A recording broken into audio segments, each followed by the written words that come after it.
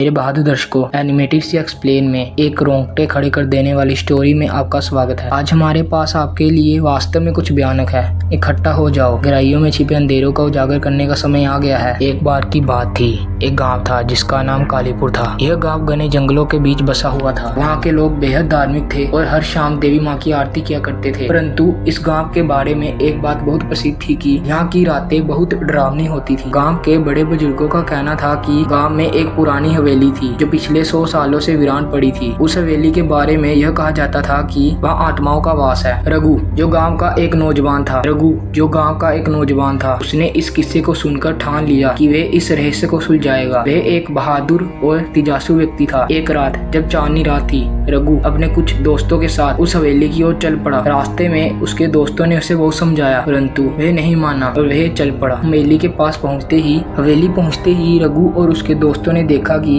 हवेली बहुत ही पुरानी और टूटी फूटी थी। हवेली के अंदर का वातावरण बहुत ही भयानक था। दीवारों पर दरारें, टूटी खिड़कियां और हर जगह मकड़ियों के जाले थे। रघु ने अपने दोस्तों के साथ अंदर जाने का निर्णय लिया। जैसे ही वे अंदर गए, उन्होंने महसूस किया कि वहाँ की हवा बहुत बारीक और ठंडी थी। उन्होंने टॉर्च जलाया और धीरे धीरे अंदर बढ़ने लगे। हवेली के मुख्य हॉल में पहुँचते ही उन्हें अजीब अजीब आवाजें सुनाई देने लगी। ये आवाजें कभी किसी के रोने की थी, कभी हंसने की। रघु और उसके दोस्तों ने इन आवाजों को नजरअंदाज करते हुए आगे बढ़ने का निर्णय लिया। वे एक कमरे में पहुंचे जहां एक पुराना और टूटा फूटा बक्सा रखा था। रघु ने हिम्मत जुटाई और बक्से को खोल दिया। बक्से के अंदर एक पुरानी डायरी और कुछ पुरानी फोटो। रघु ने डायरी को उठाया और पढ़ना शुरू किया। डायरी में लिखा था कि इस हवेली में एक अमीर परिवार रहता था। परिवार के मुखिया ठाकुर साहब का बेटा और एक बेटी थी। एक दिन ठाकुर साहब के बेटे की अचानक मौत हो गई। के बाद ठाकुर साहब की बेटी ने भी आत्महत्या कर ली। रघु ने यह पढ़कर समझा कि हवेली में होने वाली घटनाओं का कारण ठाकुर साहब के बच्चों की आत्माएं हैं। वे डरते हुए डायरी को वापस बक्से में रख दिया और दोस्तों को चलने के लिए कहा। लेकिन जैसे ही वे बाहर निकलने लगे, हवेली के दरवाजे अपने आप बंद हो गए। रघु और उसके दोस्तों ने दरवाजे खोलने की कोशिश की, लेकिन वे नहीं खुले। तभी अचानक एक तेज हवा का झोंका आया और एक साया सामने प्रकट हुआ। वह साया ठाकुर साहब का था। ठाकुर साहब ने रघु और उसके दोस्तों से कहा कि वे यहाँ से तुरंत चले जाएं, वरना उनकी भी वही हालत होगी जो उनके बच्चों की हुई थी। यह सुनकर रघु और उसके दोस्तों के होश उड़ गए। उन्होंने ठाकुर साहब से माफी मांगी